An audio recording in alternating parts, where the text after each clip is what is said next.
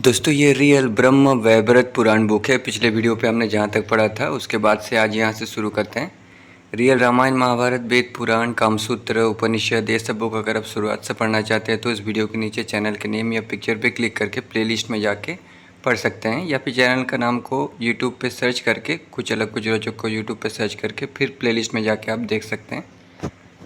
तो पिछले वीडियो पे जहाँ तक पढ़ा था, नारायण ने कहा था हम 9 श्री कृष्ण के ही अंश हैं।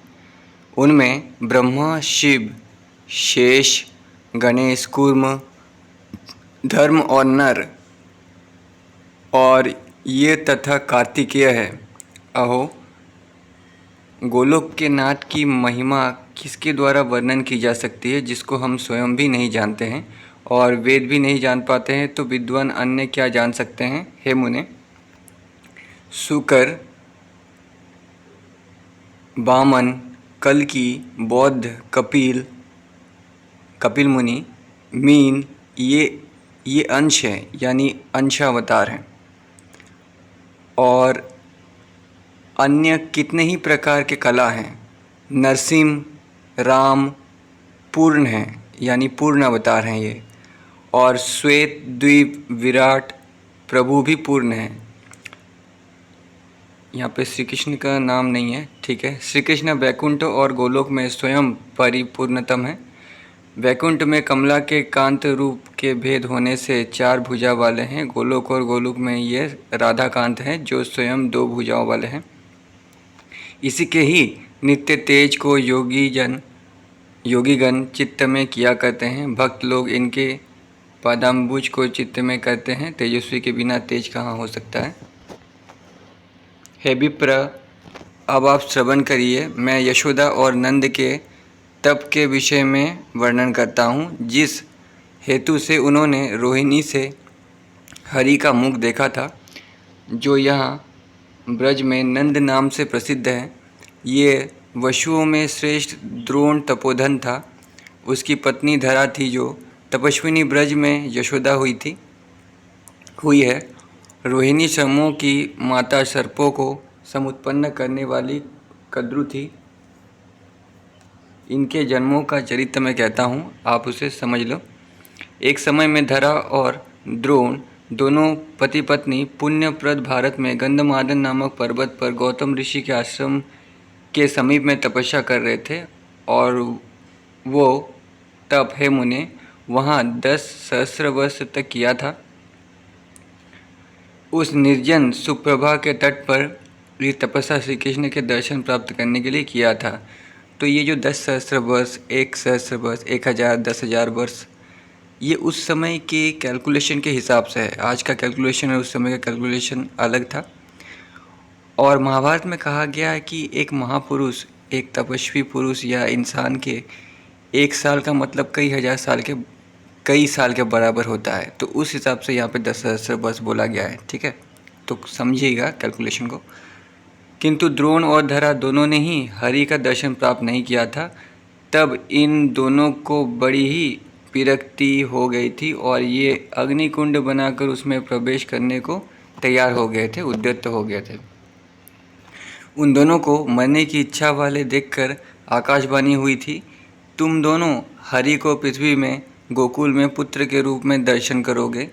हे वसुश्रेष्ठ, जैसे तुम दूसरे जन्म में पुत्र के रूप में प्राप्त करोगे, वो विभु योगियों को दुर्दर्श है, विद्वानों के ध्यान में भी साधन के योग्य नहीं है और ब्रह्मा आदि के द्वारा वंदित है। इस अशरीर वाणी के वचन को सुनकर धरा और द्रोण अपने घर को चले गए थे और उनको महान सुख हुआ था। उन्होंने भारत में जन्म का लाभ कर श्री हरि के मुख का दर्शन किया था। हे मुने, मैंने संपूर्ण रहस्य और गोपनीय विषय तुमको बता दिया है। अब हे मुने, सहस्र सिर वाले अनंत प्रभु और अप्रमेय बलदेव के जन्म का आख्यान श्रवण करो। रोहिणी वसुदेव जी परम प्रिय भार्याओं में रत्न के समान श्रेष्ठ पत्नी थी। हे मुने, ये साध्वी वसुदेव की आज्ञा से गोकुल चली गई थी। ये वहाँ संकर्षण की रक्षा ही के लिए कंस से भयभीत होकर ब्रज में भाग गई थी। देवकी का 7वां गर्भ जो था उसे माया ने श्री कृष्ण की आज्ञा से वहाँ रोहिणी के उदर में स्थापित कर दिया था। जैसे आजकल गर्भ को निकाल कर किसी और गर्भ में दे दिया जाता है, उसी तरह का कुछ। उस गर्भ को गोकुलवासिनी रोहिणी के पेट में रख कर वो माया देवी कैलाश को चली गई थी। कतिपय दिन के अंतर में नंद के घर में रोहिणी ने पुत्र का प्रसव किया था, जो कि कृष्ण का अंश और तपे हुए चांदी के समान आभा वाला था। वो ईश्वर मंद हास्य से युक्त, प्रसन्न मुख और ब्रह्म के तेज द्वारा विद्यमान थे। उनके जन्म से ही उस समय देवता बहुत प्रसन्न हुए थे। उन्होंने स्वर्ग में दुदुम्बी, आनक और सुरन आदि अनेक वाद्य बजवाए थे। देवगण अत्यंत हर्षित होकर जय जयकार करने लगे और शंखों की ध्वनि की थी। नंद भी बहुत प्रसन्न हुए और ब्राह्मणों को बहुत प्रकार का धन उन्होंने दान में दिया था। धात्री ने जाल का विच्छेद करके बालक को स्नान कराया था। समस्त आभूषणों से समलंकृत होकर गोपियों ने जयकार का गायन किया था। नंद ने दूसरे के पुत्र का उत्सव परम आदर से किया था। यशोदा ने गोपियों को और विप्र का प्रसन्नता से धन दिया था। उसने अनेक तरह के द्रव्य, सिंदूर और तेल दिया था। हे वत्स, ये हमने यशोदा और नंद के तप को बता दिया है। मैंने हलधर के जन्म का आख्यान और रोहिणी का चरित्र भी बता दिया है।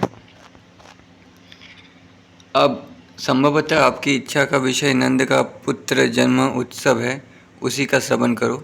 ये नंदोत्सव का आख्यान सुखप्रद, मोक्षप्रद, सार स्वरूप और जन्म तथा मृत्यु और जरा का अपहरण करने वाला है। श्री कृष्ण का चरित्र मंगल स्वरूप है और वैष्णवों का तो ये जीवन ही है। इससे संपूर्ण अशुभों का विनाश होता है और हरि की भक्ति तथा दास्य पद की प्राप्ति हुआ करती है। वसुदेव तो श्री कृष्ण को नंद के घर में संस्थापित करके उल्टे पांव प्रसन्न होते हुए घर चले गए थे। हे मुने, उसका चरित्र मैंने कह दिया है, जिसको कि तुमने सुन लिया है और उससे सुख भी प्राप्त किया है। अब गोकुल में श्री कृष्ण के चरित्र का श्रवण करो, जो कि परम मंगल स्वरूप वाला है। वासुदेव के अपने घर पर चले जाने के बाद यशोदा और नंद ने जय के आगार जय से समन्वित परम मंगलमय सूतिका गृह में भूमि में लेटे हुए नवीन मेघ के समान प्रभाव वाले अतीब सुंदर, नग्न और गृह शेखर को देखने वाले पुत्र को देखा था। उस समय श्री कृष्ण शरद पूर्णिमा के चंद्र के तुल्य मुख वाले, नील कमल के तुल्य नेत्र से युक्त, रुदन तथा हास्य करने वाले एवं धूलि से समन्वित शरीर वाले थे। इनके दोनों हाथ भूमि में न्यस्त थे और श्रेयवान पादाम्बुज थे। नंद अपनी पत्नी के साथ हरि को देखकर बहुत ही हर्षित हुए थे। उसी समय धात्री ने शीतल जल से बालक को स्नान कराया था। बालक का नालच्छेदन किया था और हर्षि तेरक से नंद के आनंद भले जय कन्हैया लाल की ऐसा गायन गोपियों ने किया था। उस समय ब्रज के कोने कोने से समस्त गोपंगनाएं आई थी, जिनके बृहद श्रोणी स्थल थे और चलने में कूचों का पालन हो रहा था। उनमें बालिकाएं और युवतियां तथा प्रौढ़ा सभी तरह की थी। विप्र की पत्नियां भी आशीष देने के लिए सूतिका गृह में आई थी। सभी ने बालक को देखा था और प्रसन्न होकर आशीष दिया था। उनमें से कुछ तो वहाँ पर ही बैठ गई थी तथा बालक को अपनी गोद में लेकर प्रशंसा कर रही थी। नंद ने वस्त्रों के सहित स्नान करके धोती नूतन वस्त्र धारण किए थे। हृष्ट मन वाले नंद ने वहाँ पर फिर परंपरा की विधि का पूर्णतः पालन किया था। नंद ने ब्राह्मणों को भोजन कराया और मंगल कराया था। अनेक पद्यों को बजवाया तथा बंदियों को धन दिया था। सूतिकागार की रक्षा के लिए ब्राह्मणों को योजित किया था और वहाँ पर मंत्रों के ज्ञाता मनुष्यों को, वृद्धों को और गोपिकाओं को नियुक्त किया था। नंद ने वेदों का पाठ कराया था और परम मंगल हरि नाम का समकीर्तन कराया था। ब्राह्मणों के द्वारा भक्ति की भावना से देवताओं का पूजन कराया था। ब्राह्मणों की पत्नियां, युवतियां और वृद्धाएं, बालिका तथा बालक से युक्त सब प्रसन्नता से खिलखिलाती हुई नंद के गृह में आई थी। उन सबके लिए नंद ने विविध दान और रत्न दिए थे। गोपालिका और वृद्धाएं रत्नों को निर्मित आभरणों से समलंकृत होकर स्मित करती हुई शीघ्रता से गमन करने वाली नंद के मंदिर में आ गई थी। उन सबको नंद ने बहुत से मूल्यवान वस्त्र, रौप्य सहस्र गौएं आदर के साथ दी थी। वहाँ उस समय हर्षोल्लास के इस पुत्रोत्सव के महान पुण्यमय सुखपूर्ण अवसर पर अनेक गण जो ज्योतिष शास्त्र के महान पंडित थे वहाँ आए थे, जिनकी वाणी में ही सिद्धियाँ थीं तथा जो अपने हाथों में पुस्तकें लिए हुए थे, वे नंद के भवन में आ गए थे। नंद ने उनको नमस्कार बड़ी प्रसन्नता के साथ विनती की थी। सबने बालक को देखा और शुभाशीष दी थी।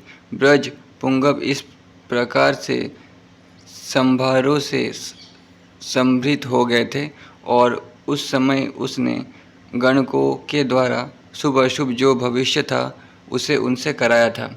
इस प्रकार से वो बालक शुक्ल पक्ष के चंद्रमा की भांति बढ़ने लगा। नंद के घर में हलधर ने भी माता के पयोधर का भोग किया था। उस समय में उस पुत्र के उत्सव में प्रसन्नता से रोहिणी परम प्रसन्न हुई थी। हेमु ने उनके लिए तेल, सिंदूर और तांबूल तथा धन दिया था। उस बालक के सिर पर आशीष देकर वे सब अपने गृह को चले गए थे। इसके अनंतर यशोदा, रोहिणी और नंद सब घर में प्रसन्नता से युक्त होकर स्थित हो गए थे। पूतना मोक्ष वर्णन। इस अध्याय में पूतना के मोक्ष का वर्णन किया है। नारायण ने कहा, इसके पश्चात कंस ने सभा के बीच में सोने के सिंहासन पर स्थित होकर उसने आकाश के परम सत्य बिना शरीर वाली वाणी का श्रवण किया था। आकाशवाणी ने कहा था, मूर्ख, क्या कर रहा है? अपने कल्याण की चिंता कर राजन। अब भूमि में तेरा काल उत्पन्न हो गया है, कुछ उपाय कर। वसुदेव ने नंद को अपना पुत्र देकर वहाँ से वो कन्या लाकर तुझे दे दी थी। वो भी माया से संस्कृत है, वो कन्या भी माया का एक अंश ही है। वसुदेव अर्थात वसुदेव का पुत्र तो स्वयं परिपूर्ण हरि ही है। वही तेरे हनन करने वाले हैं जो इस समय गोकुल में नंद के घर में पालित हो रहे हैं। देवकी का 7वां गर्भ मृत्यु होकर श्राप वाला नहीं हुआ था, अर्थात मृतसूत नहीं हुआ था। माया ने ही उसे रोहिणी के उदर में स्थापित कर दिया था। वहाँ ब्रज में वो शेष का अंश महान बलवान समुत्पन्न हो गया है, जिसका शुभ नाम बलदेव है। वे दोनों इस समय गोकुल में नंद के मंदिर में बढ़कर बड़े हो रहे हैं। वे दोनों ही तेरे काल हैं। राजा ने उस आकाशवाणी को सुनकर अपनी गर्दन नीचे की ओर झुका ली थी और सहसा चिंता को प्राप्त होकर उसने अपना आहार त्याग दिया था तथा एकदम उदास हो गया था। उस राजा कंस ने पूतना को बुलवाया था, जो उसको प्राणों से भी अधिक प्यारी थी। उस अपनी बहन से राजा कंस ने सभा के मध्य में ही कहा था, क्योंकि वो नीति शास्त्र का बड़ा विद्वान था। कंस ने कहा था, हे पूतने, तू अब गोकुल में नंद के गृह में चली जा और वहाँ अपना विषाक्त स्तन उस तीतु को शीघ्र ही पिला देना। हे वत्से, तू तो अपने मन के अनुसार गमन करने वाली है और माया के शास्त्र की महापंडिता है।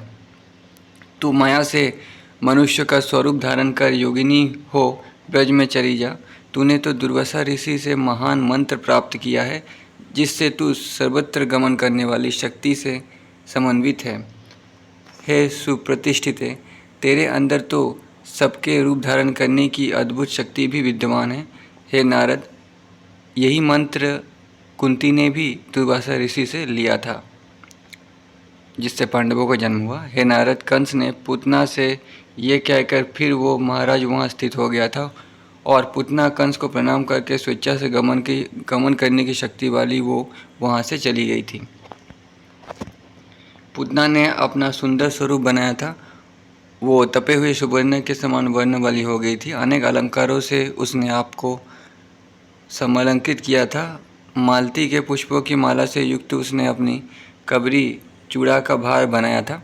वो पूतना कस्तूरी के बिंदु से युक्त हुई और उसने सिंदूर मस्तकों में लगा लिया था। वो कर्दनी और नुपुरों के परम मधुर शब्द करती हुई वहाँ से चल दी थी। पूतना गोकुल में पहुंचकर उसने अति सुंदर नंद के भवन को देखा था।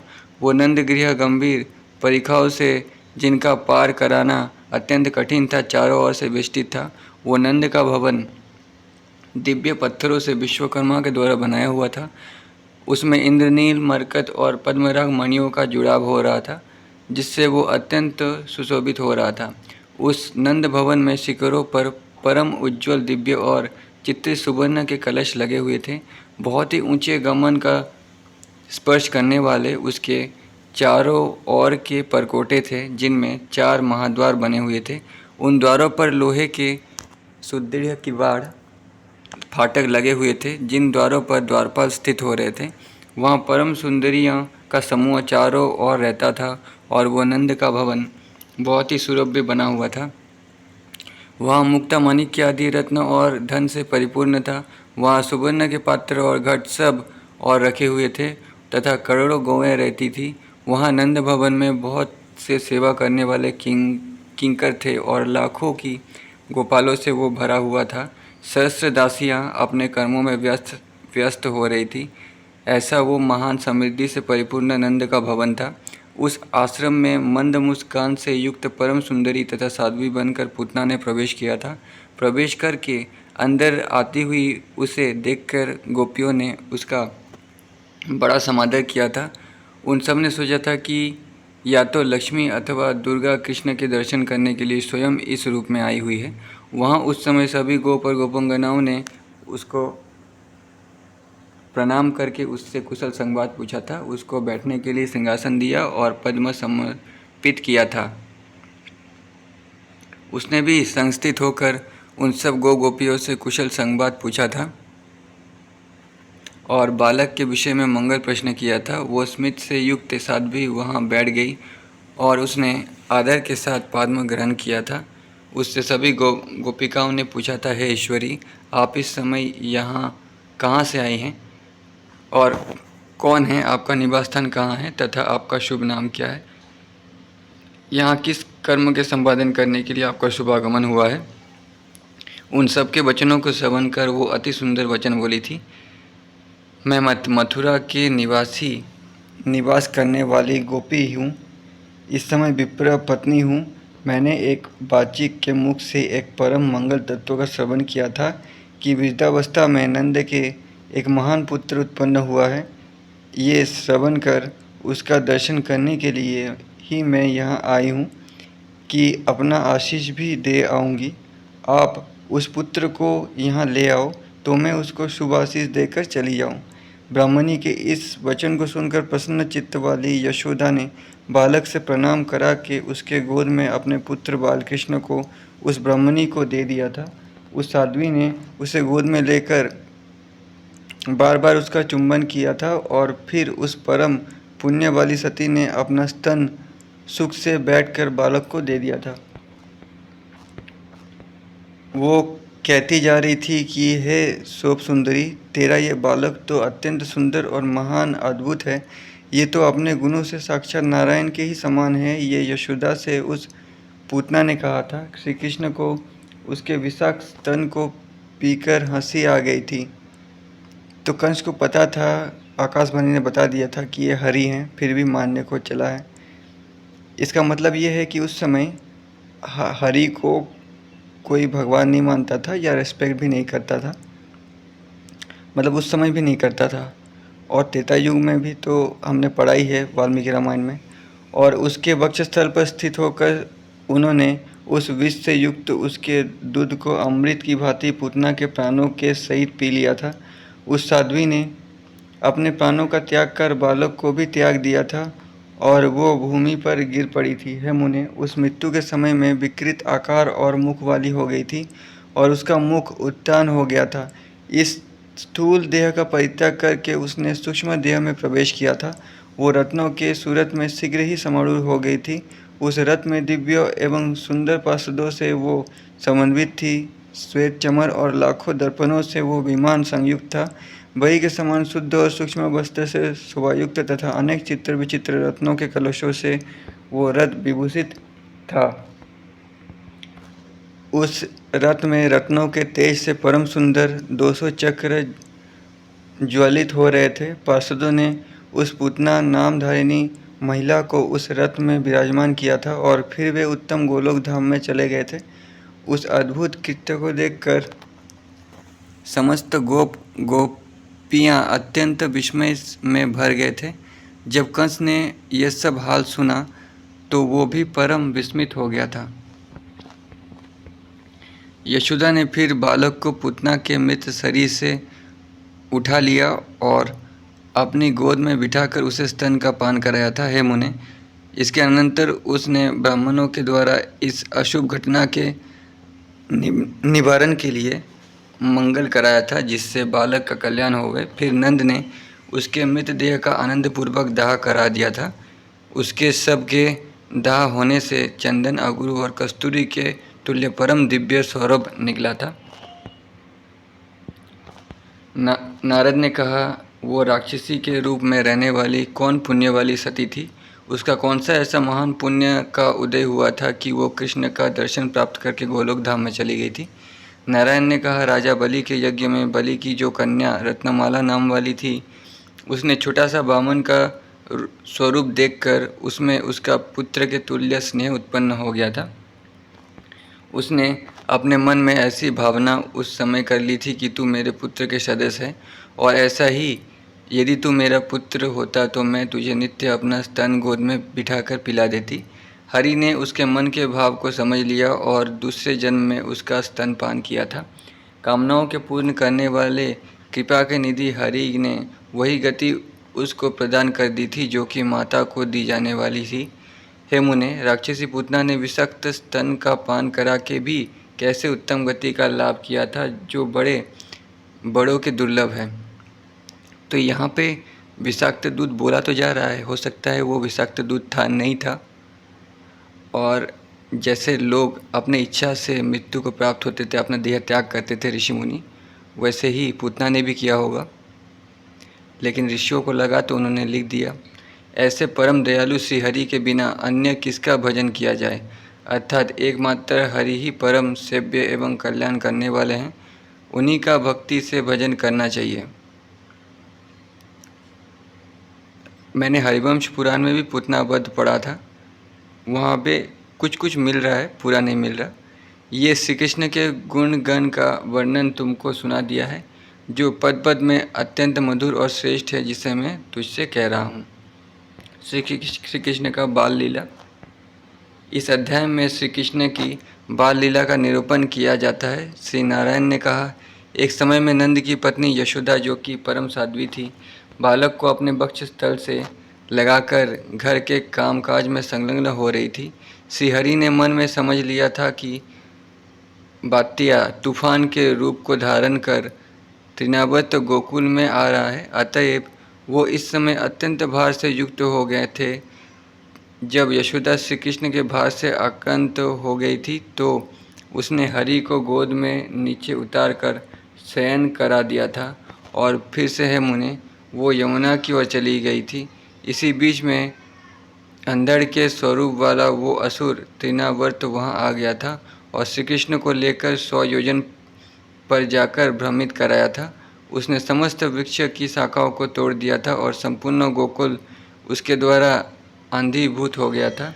इसके पश्चात तुरंत ही वो माया भी वहाँ पर गिर पड़ा था। वो असुर भी हरि के स्पर्श से हरि के पवित्र धाम को चला गया था, और उसके लिए भी एक सुंदर रथ आया था। तो कृष्ण जन्म से ही सिद्धियों के मालिक हैं। जो आत्मा आते हैं वो सिद्धियों के साथ ही आते हैं। जो पिछले जन्म में किया हुआ होता है वो इस जन्म में भी अपने आप ही मिल जाता है, जिस पर वो समारूढ़ होकर अपने समस्त कर्मों का क्षय करके गोलोक को चला गया था। वो पांड्य देश में उत्पन्न होने वाला एक राजा था, जो दुर्वासा ऋषि के शाप से असुर योनि में पैदा हो गया था। अब श्री कृष्ण के चरण के स्पर्श से वो गोलोक में चला गया था। हे मुने, वात्यारूप वाले के चले जाने पर सैया में शयन करने वाले बालक को न देखकर गोपियों और गोप बहुत अधिक भय से बिहल हो गए थे। सब लोग शोक से आकुल होकर भय से अपना वक्षस्थल पीटने लगे थे। उनमें से मूर्छित हो गए थे और कुछ रो रहे थे। खोज करते हुए उन्होंने ब्रज में पुष्पोधाम के अंदर स्थिति धूलि से धूसर शरीर वाले बालक को देखा था। वहाँ वो बालक बाहरी एक भाग में जल के युक्त सरोवर के तट पर आकाश की ओर देख रहा था तथा भय से कातर होकर निरंतर बोल रहा था। ऐसे उस बालक को नंद ने उठाकर शीघ्र अपने हृदय से लगा लिया था। नंद बार बार उसका मुख देख देख कर चिंतित होते हुए रो पड़े थे। यशोदा और रोहिणी भी शीघ्र ही बालक को देखकर रो गई थी। उन्होंने उसको अपने वक्षस्थल में लगाकर उसके मुख का बार बार चुंबन किया था। फिर बालक को स्नान कराया और मंगल कराया था। प्रसन्न मुख और विकसित नेत्र वाली यशोदा ने अपना स्तन पिलाया था। नारायण ने कहा, एक बार नंद की पत्नी अपने ही भवन में आनंद के साथ भूखे गोविंद को गोद में बिठाकर स्तन दे रही थी। उसी बीच में कुछ गोपियाँ नंद के भवन में आ गई थी। उनमें कुछ वृद्धा थी और कुछ युवतियाँ थीं, जिनके साथ बालक बालिकाएं भी थीं। उस समय तक बालकृष्ण दग्धपान से तृप्त नहीं हो पाई थी, किंतु उसी स्थिति में उस बालक को सती यशोदा शैया पर लिटाकर उठ खड़ी हुई और औत्यात्तिक कर्म में आनंद के साथ उसने सबको प्रणाम किया था। हर्ष समन्वित होकर उसने उन सबको तेल सिंदूर और तांबुल दिया था तथा मिष्ट वस्तुएं, वस्त्र और भूषण भी दिए थे। इसी बीच में क्षुधा से पीड़ित होकर कृष्ण उस समय रोने लगे थे। माया के इस विभु ने माया के द्वारा अपने चरणों को चलाकर उसे इतना लंबा कर दिया था कि हे मुने, प्रवीण सकट पर जाकर गिरा था। वो सकट विश्वों के भरण करने वाले के पद के आघात से चूर्ण हो गया था। वो सकट तो भग्न हो गया था और मग्न हुए उसके काष्ठ वहाँ इधर उधर गिरे कि वहाँ पर रखे हुए दही, दूध, घृत, मधु तथा नवनीय सब फैल गए थे। गोपियों ने इस आश्चर्य को देखकर भय से उस बालक को दौड़कर ले लिया था, क्योंकि उन्होंने टूटे हुए सकट के ईंधन के अंदर बालक को देखा था। भग्न हुए काष्ठ के समूहों और गिरे हुए बहुत से गोरस को हटाकर भय से बालक को ले लिया था। माया से समस्त रक्षित अंग वाले रोते हुए तथा भूखे उस बालक को उठाकर अपने स्तन का पान कराया था और शौच से रोने लगी थी। लोगों ने बालकों से पूछा था कि ये सकट कैसे टूट गया था। इसके भग्न होने के कोई भी कारण नहीं दिखाई देते हैं। सहसा ये कैसे भंग हो गया, ये बड़ी ही अद्भुत घटना है। तब सब बालकों ने कहा, हे गोपो सुनो, ये सकट श्री कृष्ण के पद के आघात से निश्चय ही भंग हुआ है। बालकों के इस वचनों को श्रवण कर गोप और गोपियाँ आनंद से सब हंस गए थे। उन्होंने इस बात का कोई विश्वास नहीं किया था। ब्रज में सभी प्रजनन यही कहते थे कि ये बिल्कुल झूठ है, ऐसा हो ही नहीं सकता कि एक छोटा बालक उसको गिरा सकता है। श्रेष्ठ ब्राह्मणों ने इस महान अरिष्ट से रक्षा प्राप्त करने पर शिशु का स्वस्थयन शीघ्र ही किया था। श्री नारायण ने कहा, है माँ मुने, अब एक दूसरा श्री कृष्ण के महात्मा का श्रवण करो, जो विघ्नों का नाशक है, पापों का हरण करने वाला है और परम महान पुण्य का करने वाला है। एक बार नंद की पत्नी श्री कृष्ण को अपनी गोद में लेकर सुवर्ण के सिंहासन पर संस्थित हुई क्षुधा से पीड़ित बाल कृष्ण को स्तन का दूध पिला रही थी। इसी अंत में वहाँ एक ब्राह्मण देव आ गए थे, जिसके साथ शिष्यों का एक समुदाय था और वे स्वयं ब्रह्म तेज से दैवित्यमान हो रहे थे। उनके हाथ में एक स्फटिक की माला थी, जिससे परम ब्रह्म का जाप कर रहे थे।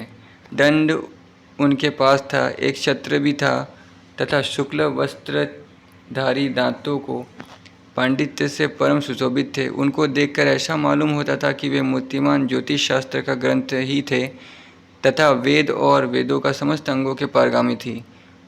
उनके मस्तक पर जटा जूट का भार था तथा उनका वर्ण तपे हुए सुवर्ण के समान था। उनका मुख शरद पूर्णिमा के पूर्ण चंद्र के सदृश था, गौर अंग वाले थे और कमल तुल्य लोचन से युक्त थे। ये शिव के शिष्य योगींद्र थे तथा गदाधारी के परम शुद्ध भक्त थे। ये श्रीमान व्याख्या करने की मुद्रा में संस्थित होकर हर्ष के साथ अपने शिष्य का अध्यापन करने वाले थे। वेदों की कितनी ही प्रकार की लीला से ही व्याख्या करने वाले थे, मानो चारों वेदों के तेज ही एकत्रित होकर मूर्तिमान पुरुष हो। सिद्धांतों के ही विशारद साक्षात सरस्वती के ही कंठ वाले थे। वो ब्राह्मणेंद्र श्री कृष्ण के चरण कमल को ध्यान में रात दिन एक निष्ठ थे।